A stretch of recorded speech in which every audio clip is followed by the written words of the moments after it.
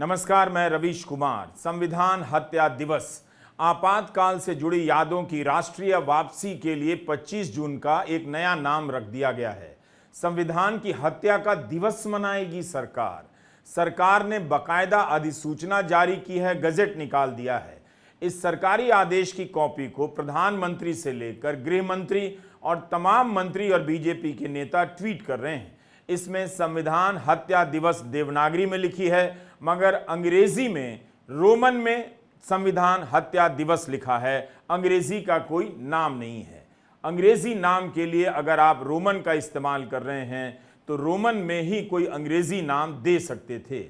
भारतीय न्याय संहिता की अधिसूचना में भी रोमन में हिंदी नाम लिखा गया है। कर्नाटका ने संविधान के अनुच्छेद 348 का हवाला देते हुए केंद्र को याद दिलाया कि तीनों कानून के नाम अंग्रेजी में नहीं हैं, जबकि संविधान में लिखा है कि संसद में पेश किए जाने वाले कानूनों के नाम हिंदी में होने चाहिए।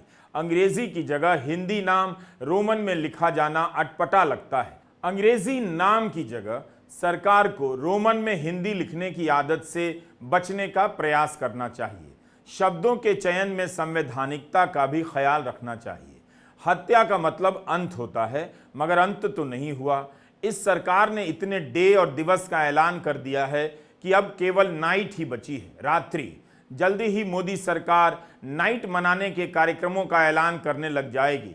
फिर उसके बाद नून से लेकर मॉर्निंग तक को इस तरह के कार्यक्रमों से भर दिया जाएगा, जैसे जीएसटी अवतरण स्मरण रात्रि, नोटबंदी नौटंकी मंचन रात्रि, पत्रकार कारागार स्मरण रात्रि, चीन संग झूला झूलो संध्या, सांसद निलंबन स्मरण संध्या, चंदा चोरी बंधन संध्या, गाली वाचन विधूड़ी संध्या, विपक्ष विभाजन दशक, गोदी मीडिया करण दशक, विश्व क्रोनोलॉजी डे। ये सबसे जरूरी है। कुछ ग्लोबल ना हो तो इतने डे का मजा क्या। मोदी सरकार को अब एक विश्व क्रोनोलॉजी डे की घोषणा कर देनी चाहिए। आपातकाल करीब 2 साल के लिए ही था और आज भी संविधान मौजूद है, लेकिन हर दौर में लड़ाई इस बात की होती भी रहनी चाहिए कि मौजूदा सरकार संविधान के हिसाब से चल रही है या नहीं। हर दौर का अपना अपना घोषित और अघोषित आपातकाल होता है। यह देखना हम सभी नागरिकों का काम है कि ऐसा ना हो। 25 जून को संविधान हत्या दिवस मनाकर आप इस सच्चाई से जनता की नजर नहीं मोड़ सकते। शायद मोदी सरकार चाहती है कि आज जिस तरह से संवैधानिक मूल्यों पर हमला हो रहा है उसकी बात ना कर 50 साल पुराने अतीत में जनता को ले जाया जाए और आपातकाल की याद दिलाएं, ताकि प्रधानमंत्री मोदी पर संविधान बदलने का जो आरोप चिपकता है उसके बदले संविधान की हत्या का आरोप विपक्ष पर चिपका दिया जाए। इस वीडियो को पूरा देखिएगा। जिसने भी ऐसा सोचा है उसने प्रधानमंत्री मोदी को हमेशा हमेशा के लिए उस फ्रेम में कैद कर दिया जहां संविधान की रक्षा की बात करते हुए उनकी मौजूदगी यह भी याद दिलाएगी कि उनके दौर में संविधान के मूल्यों की क्या हालत थी। कोई केरला के मीडिया वन चैनल को बैन करने के मोदी सरकार के फैसले पर सुप्रीम कोर्ट के जजमेंट का पाठ करेगा, तो कोई बिना कोर्ट के ऑर्डर के किसी के घर पर बुलडोजर चला देने की घटनाओं को याद करेगा। फ्रंटलाइन में अनुज बहल की रिपोर्ट है। Housing and land rights network के 2024 के अनुमान के अनुसार लोकल, राज्य और केंद्र की प्रशासनिक इकाइयों ने 2022 और 2023 में 1,53,820 घर गिराए हैं। इस कारण 7,38,438 लोगों को उनके घरों से बेदखल होना पड़ा। 2017 से 2023 के बीच 16,80,000 से अधिक लोगों को अपने घरों से बेदखल होना पड़ा है। लोग यह भी पूछेंगे कि अगर कांग्रेस संविधान हत्या की अपराधी है तो फिर कांग्रेस से नेताओं को लाकर बीजेपी अपनी पार्टी में सांसद, मंत्री और मुख्यमंत्री क्यों बनाए जाती है। प्रधानमंत्री मोदी को यह सोचना चाहिए कि उन्होंने गुजरात में मुख्यमंत्री रहते हुए 2010 में संविधान गौरव यात्रा निकाली। प्रधानमंत्री बनने के बाद 2015 से संविधान दिवस मना रहे हैं, फिर भी उन पर, उनकी सरकार पर संविधान को लेकर संदेह क्यों किए जाते हैं और 2024 के ही चुनाव में क्यों यह मामला चिपक गया, जबकि ये आरोप तो पहले से उन पर लगता रहा है। क्या यह केवल विपक्ष की साजिश के कारण हो गया? क्या भैंस और मंगलसूत्र खोलकर ले जाने का प्रधानमंत्री का आरोप तथ्यों पर आधारित था, वो क्यों नहीं सफल हो सका? क्या प्रधानमंत्री मोदी अब भी ध्यान मुद्रा से बाहर नहीं आना चाहते? अपने अलावा दूसरों की बात नहीं सुनना चाहते? इस सच्चाई का सामना नहीं करना चाहते कि उनके राज्य में ईडी ने, सीबीआई ने और इनकम टैक्स ने क्या किया है? कैसे पत्रकारों और सामाजिक कार्यकर्ताओं को जेल में डाला गया और अब जमानत का मिलना कितना मुश्किल होता जा रहा है? क्या उन्होंने ध्यान के नाम पर इन सवालों की तरफ नहीं देखने का फैसला हमेशा हमेशा के लिए कर लिया है? आपातकाल इंदिरा गांधी ने लगाया, इंदिरा गांधी ने हटाया, तब भी इसकी निंदा की गई, आज भी की जाती है। इसकी निंदा वो लोग भी करते हैं जो आज मोदी सरकार की नीतियों की आलोचना करते हैं और उनकी सरकार के समय संविधान पर हो रहे हमलों को उजागर करते हैं। आपातकाल में जो जेल गए उनमें से कुछ आज मोदी के साथ हैं, तो उनमें से कई आज मोदी के अघोषित आपातकाल से संघर्ष कर रहे हैं। बीजेपी को बताना चाहिए कि कैलाश विजयवर्गीय को यह क्यों कहना पड़ा कि कमलनाथ और उनके बेटे नकुलनाथ को बीजेपी में नहीं लिया जा रहा है, क्योंकि राज्य की इकाई विरोध कर रही थी। जिस कमलनाथ पर सिख दंगों से लेकर आपातकाल में सक्रिय होने के आरोप लगते हैं, उन्हें बीजेपी में किसके कहने पर लिया जा रहा था? इन बातों को अनदेखा नहीं किया जा सकता कि 1977 में आपातकाल वापस लेने और चुनाव कराने की घोषणा हुई तो जेल में बंद सभी विपक्ष के नेताओं को छोड़ दिया गया। इंदिरा गांधी ने खुद चुनाव जीतने के लिए विपक्ष के नेताओं को जेल में नहीं रखा, लेकिन 2024 में चुनाव की घोषणा के बाद अरविंद केजरीवाल को गिरफ्तार किया गया। घोषणा से पहले हेमंत सोरेन गिरफ्तार कर लिए गए थे। विपक्ष के नेता चुनाव आयोग के बाहर लेवल प्लेइंग फील्ड की मांग को लेकर खड़े नजर आए। क्या जनता ने नहीं देखा कि झारखंड के मुख्यमंत्री हेमंत सोरेन को ईडी ने किस आधार पर जेल भेजा और दिल्ली के मुख्यमंत्री को जेल भेजने के मामले में ईडी को लेकर सुप्रीम कोर्ट ने क्या कहा है? झारखंड के मुख्यमंत्री को 5 महीने के लिए जेल में रखा गया, कोई ठोस सबूत नहीं मिला। क्या यह संविधान का पालन है? क्या यह संविधान की हत्या नहीं? विपक्ष पूछ रहा। इन उदाहरणों को प्रधानमंत्री मोदी 25 जून के संविधान हत्या दिवस में शामिल करेंगे या नहीं? यही नहीं, विपक्ष के कई नेता जेल से बचने के लिए बीजेपी में चले जा रहे हैं। रविंद्र वाइकर के बारे में हमने पिछले वीडियो में दिखाया था। 48 वोट से जीतकर शिवसेना शिंदे गुट के सांसद बन गए, उस पर भी विवाद हुआ। चुनाव से पहले का उन्हीं का बयान है कि जेल से बचने के लिए पाला बदला। अब यह खबर है कि ईडी उनके खिलाफ केस बंद करने पर विचार कर रही है। मुंबई पुलिस की आर्थिक अपराध शाखा पहले ही उनके खिलाफ चल रहे केस को बंद कर चुकी है। तो जेल का भय पैदा कर विपक्ष के सांसदों और विधायकों को तोड़ा गया। मल्लिकार्जुन खड़गे तो कहते हैं कि मोदी सरकार के 10 साल में 400 से अधिक विधायक बीजेपी में गए। क्या यह सब इसलिए गए कि बीजेपी संविधान की पूजा करती है? हमारी सरकार ने जब से संविधान हत्या दिवस मनाने का निर्णय लिया है, तो संविधान की रक्षा का स्वांग रचने वाले बहुरूपियों के हृदय में बड़ी वेदना शुरू हो गई है। और वो ये कह रहे हैं कि 50 साल पुरानी बात की आवश्यकता क्यों है। जो लोग खुद सीधे 80-85 साल पीछे जाकर ये दावा करने लगते हैं हर बात में कि आज़ादी की लड़ाई उनका वन एंड एक्सक्लूसिव कॉपीराइट था, वो उस स्वतंत्रता संग्राम में बलिदानियों के बलिदान के बाद पाई हुई स्वतंत्रता के साथ क्या किया, यह आज की पीढ़ी को जानने की आवश्यकता है। बहुत स्पष्ट रूप से मैं देश की जनता को याद दिलाना चाहता हूं, क्योंकि आज की डेट में जो लोग 60 या 62 वर्ष से कम आयु के हैं, उनकी लिविंग मेमोरी में या उनकी जीवंत स्मृति में आपातकाल का विषय नहीं है। आपातकाल वो था, संविधान की हत्या क्या होती है यह समझने की आवश्यकता है। पॉइंट नंबर 1, जनता के मन में संदेह नरेंद्र मोदी को लेकर है, उनकी सरकार और एजेंसियों की गतिविधियों को लेकर है। इसे दूर करने की जरूरत है। संविधान हत्या दिवस की कल्पना में समय बर्बाद करने से कोई फायदा नहीं। और अगर कार्यक्रम मनाने का शौक है तो फिर एक सवाल का जवाब दीजिए। संविधान हत्या दिवस के दिन प्रबीर पुरकायस्थ की क्या भूमिका होगी? क्या वे किसी सरकारी मंच पर बुलाए जा सकते हैं? न्यूज क्लिक के संपादक और संस्थापक प्रबीर पुरकायस्थ को अवैध रूप से मोदी सरकार की ईडी ने गिरफ्तार किया। अवैध रूप से, बाकायदा सुप्रीम कोर्ट ने उनकी गिरफ्तारी को अवैध माना है और 7 महीने की जेल के बाद जमानत पर रिहा किया।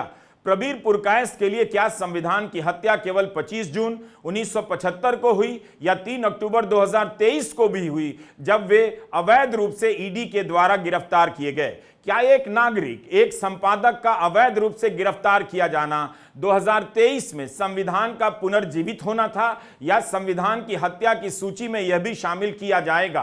Keeping up the good fight from the emergency to the present day, left word से यह किताब आई है, जरा इसे पढ़िएगा। अक्टूबर 2020 में फादर स्टैन स्वामी गिरफ्तार हुए। 8 महीने की जेल के दौरान बार बार उनकी बेल याचिका खारिज हुई।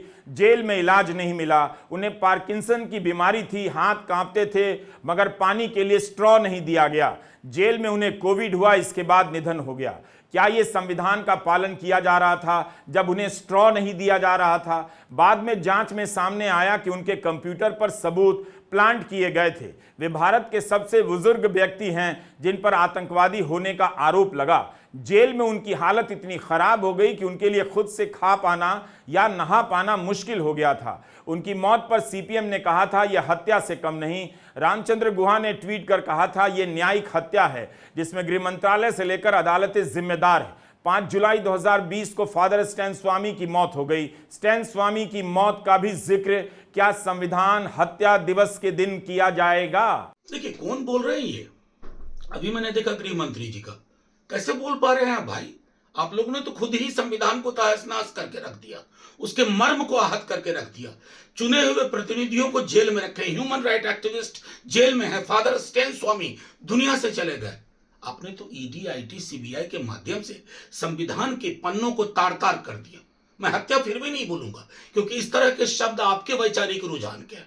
मैं तो आपसे आग्रह करूंगा, शहीद दिवस 30 जनवरी हमारे बापू की हत्या हुई थी, उसको कहिए गांधी हत्या दिवस, और जिस व्यक्ति ने किया था उसके वैचारिक सांगठनिक रुझान को सामने लाइए, स्वीकार करिए। कर पाएंगे? ये भी याद रखिएगा, इमरजेंसी के दौरान माफी मांगने वाले कौन कौन लोग थे? सब आप ही के संगठन के थे या नागपुर वाले संगठन के थे। वो चिट्ठियां पब्लिक डोमेन में है, तो दोहरा चरित्र नहीं होना चाहिए। संविधान ने आपको एक झटका दिया है इस मैंडेट में, उस झटके से उबरने के लिए बेहतर चीजें तलाश करिए।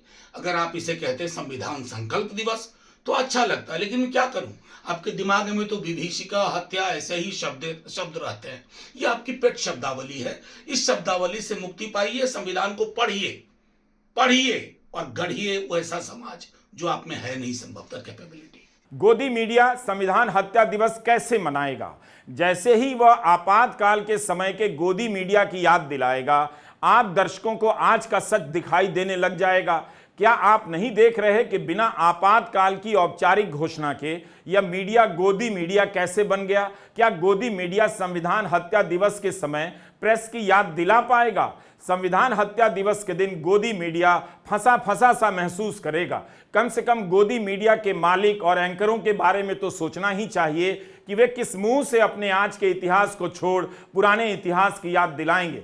विदेशी पत्रकारों और मीडिया सेंसरशिप भी उस वक्त काफी बड़ा मुद्दा बना था। बहुत से विदेशी पत्रकारों को देश से बाहर निकाला गया था, लेकिन अकेले इस साल यानी 2024 में फ्रांसीसी पत्रकार वनेसा दुन्यक, ऑस्ट्रेलियाई पत्रकार अवनी दिएज और फ्रांसीसी पत्रकार सेबेस्टियन फ्रांसिस ने कहा है कि सरकार ने उन्हें भारत में रहने की अनुमति नहीं दी, इसलिए उन्हें अपना काम छोड़कर वापस जाना पड़ा। 2022 में अमेरिकी पत्रकार अंगद सिंह जब भारत अपने परिवार से मिलने आए तब उन्हें एयरपोर्ट से ही वापस भेज दिया गया। उन्होंने वॉइस न्यूज के लिए किसानों के आंदोलन और भारत सरकार के कोविड प्रबंधन की आलोचना करती हुई डॉक्यूमेंट्री बनाई थी। कश्मीरी मूल की ब्रिटिश नागरिक और प्रोफेसर निताशा कौल को संविधान पर बोलने से रोका गया, एंट्री नहीं दी गई। बीबीसी ने जब गुजरात दंगों पर डॉक्यूमेंट्री प्रकाशित की तो उसके दफ्तर पर ही छापा पड़ गया।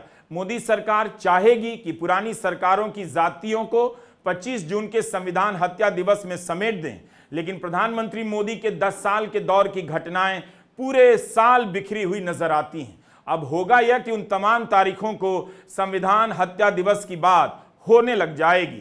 क्या आज का गोदी मीडिया इन पत्रकारों, प्रोफेसरों और सामाजिक कार्यकर्ताओं के लिए लड़ रहा था, संवैधानिक मूल्यों की रक्षा के लिए लड़ रहा था, आपने उसे लड़ते हुए देखा भी? या भारत की छवि बिगाड़ रहे हैं जैसे कमजोर तर्कों का सहारा लेकर राष्ट्रवादी बन गया?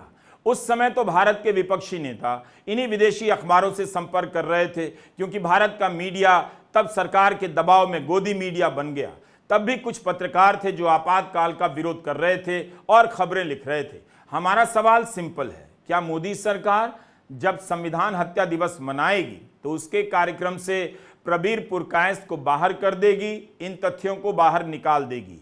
आपातकाल का इस्तेमाल केवल 25 जून के लिए नहीं होता है। जैसे याद दिलाया जा रहा है इस वक्त कि आरएसएस ने आपातकाल का समर्थन किया था। आपातकाल की घोषणा के बाद 23 अन्य संगठनों के साथ आरएसएस पर भी प्रतिबंध लगाया गया था। फ्रंटलाइन में 2018 में प्रकाशित अपने लेख में एजी नूरानी ने बताया है कि आरएसएस प्रमुख बाला साहब देवरस जेल से इंदिरा गांधी को चिट्ठियां लिख रहे थे कि किसी तरह इंदिरा गांधी संघ पर लगा प्रतिबंध हटा लें। इन चिट्ठियों में आपातकाल का विरोध या उस दौर में इंदिरा गांधी की नीतियों की आलोचना नहीं मिलती। जब इंदिरा गांधी की ओर से कोई जवाब नहीं मिला तो बाला साहब देवरस ने विनोबा भावे को चिट्ठी लिखी। विनोबा भावे इंदिरा गांधी से मिलने वाले थे। उसके पहले लिखी चिट्ठी में देवरस ने लिखा कि अगर इंदिरा गांधी आरएसएस के स्वयं सेवकों को मुक्त कर संघ से प्रतिबंध हटा लेती हैं तो ऐसे में संघ के कार्यकर्ता सरकार के कार्यक्रमों में भागीदारी कर प्रधानमंत्री की अगुवाई में देश के विकास का हिस्सा बनेंगे।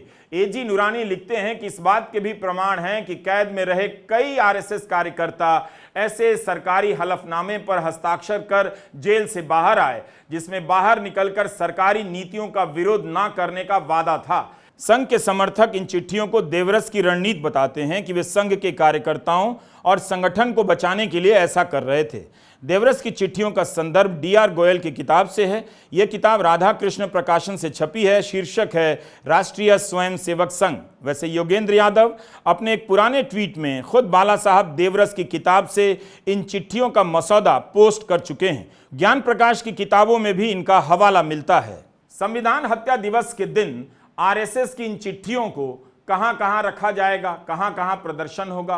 क्या प्रधानमंत्री मोदी इनका पाठ करेंगे कि कैसे बड़े बड़े संगठन सरकार की ताकत के आगे झुक गए, या गोदी चैनलों पर इन पत्रों को दिखाया जाएगा? आरएसएस के बारे में आईबी के खुफिया विभाग के पूर्व चीफ टीवी राजेश्वर ने ऑन रिकॉर्ड कहा है कि संघ ने आपातकाल का समर्थन किया था। इंडिया टुडे के लिए करण थापर द्वारा किया गया उनका एक पुराना इंटरव्यू इन दिनों वायरल हो रहा है। 18 जनवरी 1977 को इंदिरा गांधी ने रेडियो पर आकर घोषणा की कि उन्होंने राष्ट्रपति से लोकसभा भंग करने और नए चुनाव कराने की सिफारिश कर दी है। मार्च में चुनाव हुए और आपातकाल खत्म हो गया। ज्ञान प्रकाश ने अपनी किताब में लिखा है कि उस संबोधन में उन्होंने आपातकाल को सही ठहराने का भी प्रयास किया और कहा कि हिंसा, अनुशासनहीनता और सरकार के खिलाफ खुलेआम विद्रोह के आह्वान ने उन्हें यह असाधारण कदम उठाने के लिए मजबूर किया था। लेकिन अब जब अर्थव्यवस्था पटरी पर लौट आई है, अनुशासन बहाल हो गया है और सामाजिक प्रगति की राह में आने वाली बाधाओं को दूर करने के लिए संविधान में उचित संशोधन कर दिया गया है, तो अब समय आ गया है कि संसद और सरकार को वापस लोगों के पास जाना चाहिए और उनकी मंजूरी हासिल करनी चाहिए। 24 जनवरी 1978 को महाराष्ट्र के यवतमाल की एक सार्वजनिक सभा में इंदिरा गांधी ने आपातकाल की जिम्मेदारी ली और इसके लिए माफी मांगी। उन्होंने कहा कि वे आपातकाल के दौरान हुई तमाम गलतियों और अतियों की जिम्मेदारी लेती हैं। इंडियन एक्सप्रेस में यह खबर छपी थी। यवतमाल के भाषण में इंदिरा गांधी ने यह भी कहा कि वे उन लोगों की ओर से भी जिम्मेदारी ले रही हैं जो उन गलतियों में शामिल थे लेकिन अब जिम्मेदारी से भाग रहे हैं। नोटबंदी में लाखों उद्योग बर्बाद हो गए। रिसर्च के अनुसार 56 लाख से लेकर 1.5 करोड़ लोगों की नौकरी चली गई। क्या इसके लिए कभी नरेंद्र मोदी ने माफी मांगी? इलेक्टोरल बॉन्ड को सुप्रीम कोर्ट ने रद्द कर दिया, यह कहते हुए कि यह नागरिकों के जानने और सूचना के अधिकार के विरुद्ध है। संवैधानिक अधिकार की भावना के खिलाफ बहुमत के दम पर कानून पास कराने के लिए क्या प्रधानमंत्री नरेंद्र मोदी ने माफी मांगी? संविधान हत्या दिवस कुछ और नहीं बल्कि विपक्ष से टकराव लेते रहने का तरीका लगता है। द हिंदू अखबार में सोनिया गांधी ने एक लेख लिखा और इसी की तरफ इशारा किया कि प्रधानमंत्री मोदी आम सहमति के महत्व का उपदेश तो देते हैं लेकिन टकराव को ही अहमियत देते हैं। इस लेख में आपातकाल का जिक्र करते हुए सोनिया गांधी ने लिखा है, दरअसल यह ऐतिहासिक तथ्य है कि मार्च 1977 में देश के लोगों ने इमरजेंसी पर स्पष्ट जनादेश दिया था, जिसे निसंकोच और सदाशयता से स्वीकार किया गया। यह भी तथ्य है और इतिहास में दर्ज है कि 3 साल बाद ही उस पार्टी की सत्ता में वापसी हुई थी, जिसे देश ने खारिज कर दिया था, वह भी ऐसे बहुमत के साथ जिसे श्री मोदी और उनकी पार्टी कभी हासिल नहीं कर पाए। संसद की सुरक्षा में हुई निंदनीय चूक पर चर्चा की वैध मांग कर रहे 146 सांसदों का बेहद अटपटा और अभूतपूर्व निलंबन स्पष्ट रूप से यह सुनिश्चित करने का एक तरीका था कि बिना किसी चर्चा के 3 ऐसे आपराधिक न्याय कानून पारित किए जा सकें जिनके दूरगामी परिणाम होंगे। तो ये सब सोनिया गांधी ने लिखा। राहुल गांधी ने मार्च 2021 में कह दिया था कि आपातकाल पूरी तरह से गलती थी, मगर किसी भी समय पर कांग्रेस ने देश की संस्थाओं पर कब्जा करने की कोशिश नहीं की। आरएसएस ने भारत की संस्थाओं में अपने लोगों को भर दिया है। हम चुनाव जीत जाएं तो भी उनके वफादार लोग वहां मौजूद होंगे। अमेरिका की कॉर्नेल यूनिवर्सिटी में अर्थशास्त्री कौशिक बसु से बातचीत करते हुए राहुल गांधी ने यह बात कही थी। कांग्रेस के अध्यक्ष मल्लिकार्जुन खड़गे ने तो प्रधानमंत्री मोदी को लंबा पत्र लिखा है, ट्विटर पर मौजूद है। इसमें लिखा है, पिछले 10 वर्षों में आपकी सरकार ने हर दिन संविधान हत्या दिवस ही तो मनाया है। कांग्रेस महासचिव जयराम रमेश ने अपने ट्वीट में लिखा है कि नॉन बायोलॉजिकल प्रधानमंत्री एक बार फिर हिपोक्रेसी से भरा एक हेडलाइन बनाने का प्रयास कर रहे हैं, लेकिन भारत के लोगों से 4 जून 2024, जिसे इतिहास में मोदी मुक्ति दिवस के नाम से जाना जाएगा, 2024 को मिली निर्णायक व्यक्तिगत, राजनीतिक और नैतिक हार से पहले उन्होंने 10 सालों तक अघोषित आपातकाल लगा रखा था। यह वही नॉन बायोलॉजिकल प्रधानमंत्री हैं जिन्होंने भारत के संविधान और उसके सिद्धांतों, मूल्यों एवं संस्थानों पर सुनियोजित ढंग से हमला किया है। यह वही नॉन बायोलॉजिकल प्रधानमंत्री हैं जिनके वैचारिक परिवार ने नवंबर 1949 में भारत के संविधान को इस आधार पर खारिज कर दिया कि यह मनुस्मृति से प्रेरित नहीं है। यह वही नॉन बायोलॉजिकल प्रधानमंत्री हैं जिनके लिए डेमोक्रेसी का मतलब केवल डेमो कुर्सी है। क्यों पिछले महीने की 4 तारीख को एक ऐसा 440 वोल्ट का करंट लगा, झटका लगा कि 400 पार का सपना देखने वाले 240 पर सिमट गए और संविधान को बदलने का उनका सपना चूर चूर हो गया, उनका घमंड चूर चूर हो गया, उनका अहंकार चूर चूर हो गया। लेकिन अब जब उनके सपने में संविधान आना शुरू हुआ, जब जय संविधान के नारों से हमारा संसद इस बार गूंज उठा, अब संविधान हत्या दिवस की बात हो रही है। संविधान हत्या दिवस, ये शब्द भारत सरकार की गैजेट नोटिफिकेशन, आप समझिए उनकी नीयत, आप समझिए उनकी मानसिकता जो इस तरह का शब्द ला सकते हैं। आप राजनीतिक रूप से इस शब्द का इस्तेमाल करिए, कोई दिक्कत नहीं। भारत सरकार की गैजेट नोटिफिकेशन में संविधान हत्या का शब्द वही लोग ला सकते हैं जो संविधान की हत्या करना चाहते हैं। जिस दौर की ये बात कर रहे हैं उस दौर में भी संविधान स्थगित हुआ था, 19 महीने के लिए स्थगित हुआ था। लेकिन जो पिछले 10 साल का दौर है, डेथ बाय 1000 कट्स, रोज आपने संविधान की हत्या करने की साजिश की। कभी दलितों को प्रताड़ित करके, कभी आदिवासियों से जमीन छीनकर, कभी बलात्कारियों को फूल मालाएं पहनाकर। यह होता है संविधान की हत्या करना। कभी अपने विरोधी दल के खाते सील करके, विपक्ष के नेताओं को जेल डालकर, असम पुलिस को बुला बुला के लोगों को अरेस्ट करवाकर, विपक्ष के वरिष्ठ नेता को आप उसकी सांसदी छीनकर, उनका घर छीनकर, यह होता है संविधान की हत्या करना। क्या संविधान बदलने के मुद्दे से भाजपा इतनी चिढ़ गई है? लेकिन यह मुद्दा तो बीजेपी की तरफ से आया। उनके ही सांसद संविधान बदलने की बात करने लगे, हिंदू राष्ट्र बनाने की मांग करने लगे। सांसद छत्रपाल सिंह गंगवार ने लोकसभा के भीतर शपथ के बाद बाकायदा हिंदू राष्ट्र की जय बोला, जिसे सदन की कार्रवाई से नहीं निकाला गया। अब लोकसभा अध्यक्ष ने नियम बदला है कि शपथ के साथ कुछ और नहीं कहा जाएगा, मगर यह साफ नहीं कि हिंदू राष्ट्र बोलने पर उनका क्या नजरिया है। क्या इसका संबंध संविधान बदलने की सोच से नहीं है? पिछले 10 सालों में अनेक बार बीजेपी के सांसदों और विधायकों ने ऐसा कहा है कि भारत एक हिंदू राष्ट्र है, या ये कि संविधान बदलने की जरूरत है। चुनाव के समय तो खुद प्रधानमंत्री मोदी संविधान सभा के सदस्यों को सनातनी बताने लगे।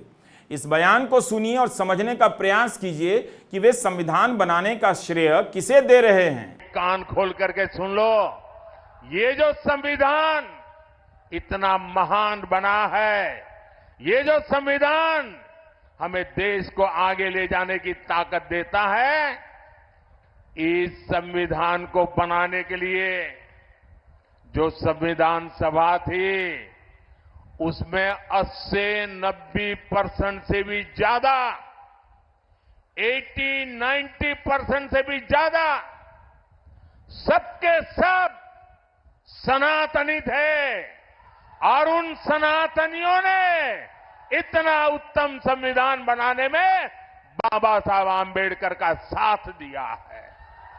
आपने इससे पहले कब सुना था कि संविधान सभा में 80-90% से ज्यादा सनातनी थे? इन सदस्यों ने धर्म के आधार पर भारत की कल्पना को सिरे से नकार दिया था। लेकिन इन पर सनातनी पहचान थोपने के पीछे क्या मकसद हो सकता है?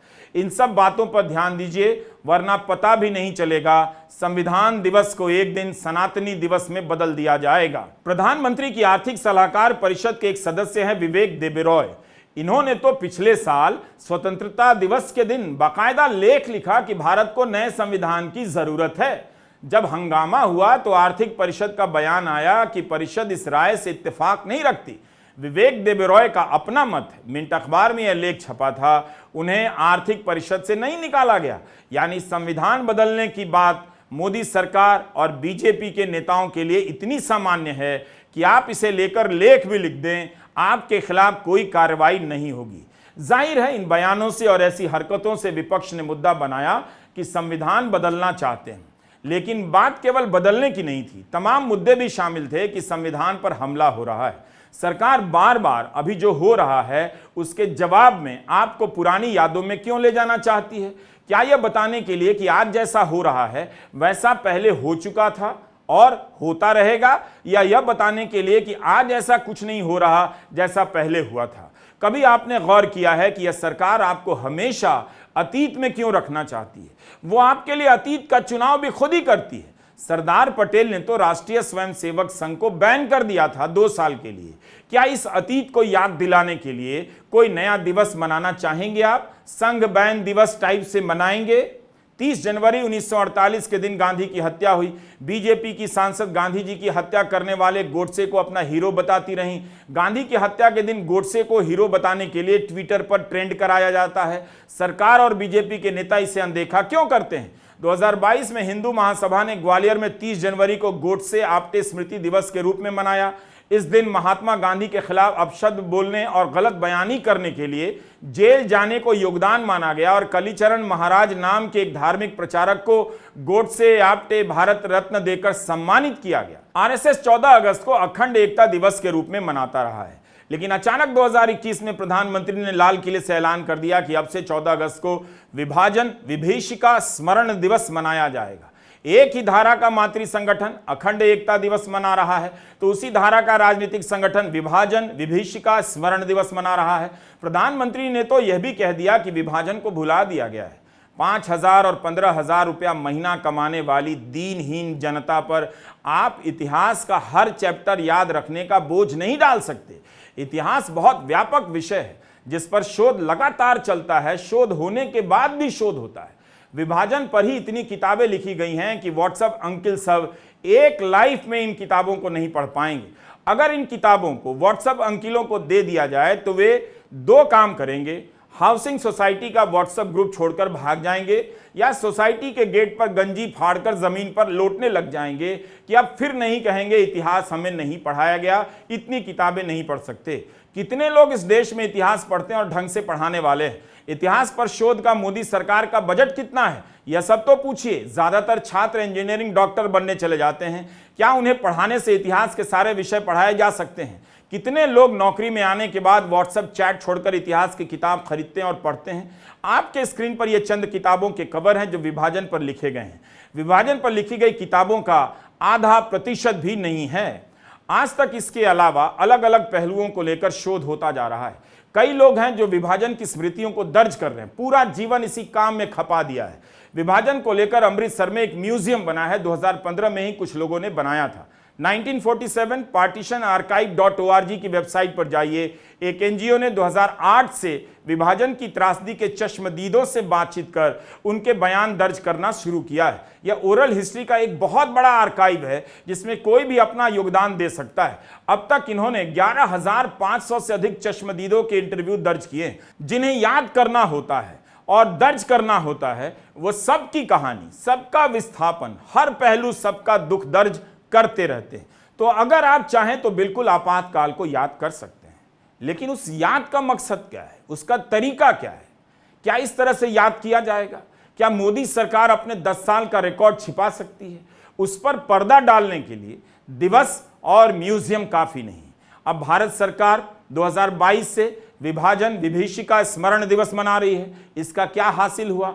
मोदी सरकार ने 26 नवंबर 2020 को संविधान दिवस मनाना शुरू किया। स्कूलों में इस दिन संविधान की प्रस्तावना का पाठ किया जाता है, फोटो अपलोड करना होता है, ट्विटर पर टैग करना होता है। संसदीय कार्य मंत्रालय मनाता है। 2021 के साल की इस बारे में रिपोर्ट पढ़ रहा था, पता चला कि ऐसे दिवसों के पीछे ऊर्जा बर्बादी के अलावा कुछ और हासिल नहीं। रिपोर्ट में बताया गया है कि इस दिन हैशटैग संविधान दिवस का उपयोग किया गया। संसदीय कार्य मंत्रालय के फेसबुक पेज, इंस्टा और ट्विटर पर टैग किया गया। संविधान की प्रस्तावना का ऑनलाइन पाठ हुआ। इसी से जुड़ी रिपोर्ट के पेज 17 पर एक आंकड़ा दिया गया है कि संसदीय कार्य मंत्रालय के 118 कर्मचारियों ने माननीय राष्ट्रपति के साथ प्रस्तावना को लाइव पढ़ा और प्रमाण पत्र डाउनलोड किया और प्रश्नोत्तरी में भाग लिया। डाउनलोड किया। क्या इस मंत्रालय में 118 कर्मचारी ही हैं? यही नहीं, केंद्र सरकार में 8-9 लाख कर्मचारी तो होंगे ही। लेकिन रिपोर्ट में लिखा है कि भारत सरकार के 43 तमाम मंत्रालयों और विभागों के 1 लाख से अधिक कर्मचारियों ने प्रस्तावना का पाठ, मगर प्रमाण पत्र डाउनलोड करने वालों की संख्या 29,484 ही रही। ये 2021 की रिपोर्ट है। कहती है कि 16 दिसंबर 2021 तक ये पढ़ा गया। लिखा है कि ट्विटर पर 16,000 इंप्रेशन प्राप्त हुए। इसे लोकप्रिय बताया गया है। संसदीय कार्य मंत्रालय के ट्विटर हैंडल पर क्या 16,000 इंप्रेशन यह बता सकता है कि कार्यक्रम लोकप्रिय है? सारी रिपोर्ट इन्हीं बातों से भरी है। कितना टैग हुआ, कितना डाउनलोड हुआ, इसके लिए संविधान दिवस मना रहे हैं। संविधान दिवस की लोकप्रियता का पैमाना यही है कि कितनों ने प्रमाण पत्र लिया, डाउनलोड किया। संविधान को लेकर पहले से ही 2 कार्यक्रम हैं। गणतंत्र दिवस लागू करने के लिए, संविधान दिवस संविधान को अंगीकार करने के लिए। अब संविधान हत्या दिवस मनाएंगे। संविधान को अंगीकार करने के दिवस का हाल आपने देख लिया, कैसे मनाया जाता है। यादों पर केवल सरकार का कब्जा नहीं होता। आप चाहे जितना मन करे सरकारी कार्यक्रम मना लीजिए, लेकिन उसके दायरे से बाहर जनता उसी दिवस को अलग रूप से याद करती है। जैसे अब गणतंत्र दिवस केवल सरकार का कार्यक्रम नहीं, बाजार का मेगा कार्यक्रम है। ये सभी 26 जनवरी के आसपास के लॉन्च होने वाले मेगा सेल के विज्ञापन हैं। इनमें संविधान की किताब मुश्किल से दिखेगी। कहीं कहीं मेगा सेल की ये हालत हो जाती है कि लोग सुबह सुबह ही मॉल में लाइन में लग जाते हैं ताकि किसी तरह प्रेशर कुकर पर 500 रुपए की छूट मिल जाए। महंगाई के इस मुश्किल दौर में सस्ता सामान पाना भी उनका अधिकार है। जिस समय महंगाई प्रचंड हो चुकी है उस पर बात नहीं, लेकिन लगता है मोदी सरकार अलग अलग कार्यक्रमों का मेगा सेल ऐलान करने में जुटी हुई है। कभी अमृतकाल चालू हो जाता है, कभी हत्या का दिवस मनाने लग जाते हैं। जो सरकार अमृतकाल मना रही है, यानी हर चीज अजर अमर है, वही सरकार हत्या का दिवस मना रही है। Do you get my point? यह वीडियो लंबा होना ही था। हालांकि संविधान और आपातकाल को लेकर ही कई वीडियो बन सकते हैं, कई लोगों ने बनाए हैं, किताबें भी हैं, लेकिन जिस तरह से सरकार ने संविधान हत्या दिवस का ऐलान किया है उससे लगता है कि वो अभी तक यह नहीं समझ पाई है कि लोगों ने क्यों इस मुद्दे को सही माना। उसे पत्रकारों, विपक्षी दलों के सांसदों को जेल भेजना बंद कर देना चाहिए। यूट्यूब चैनलों की तरफ देखना बंद कर देना चाहिए। उन्हें बंद करने की संभावना की तलाश बंद कर देनी चाहिए। 10 साल के दौरान जब भी मूल मुद्दों पर बहस का टाइम आया है, इसी तरह की थीम और थ्योरी लॉन्च कर दी जाती है। आप याद कीजिए, अदानी पूर्व एनडीटीवी के प्राइम टाइम में थीम एंड थ्योरी सरकार की बात करता था, बहसोत्पादन की बात करता था। इस देश में आर्थिक उत्पादन नहीं हो रहा, समय समय पर ऐसे मुद्दे लाकर बहस का उत्पादन हो रहा है। ऐसा लग रहा है कि पूरा देश इतिहास की कक्षा में ठेला जाएगा। 10 साल आपका कट गया, अगला 10 साल इसी तरह कटा तो अब भारत की सारी आबादी 2000 रुपए कमाने वालों की श्रेणी में आ जाएगी और हिस्ट्री की किताबें फेंक कर उसमें चिप ढूंढती रहेगी। आपातकाल के खतरों को जरूर याद किया जाना चाहिए, लेकिन इसलिए नहीं कि आज जो संवैधानिक मूल्यों पर खतरा है उसे अनदेखा करने के लिए। नमस्कार, मैं रवीश कुमार।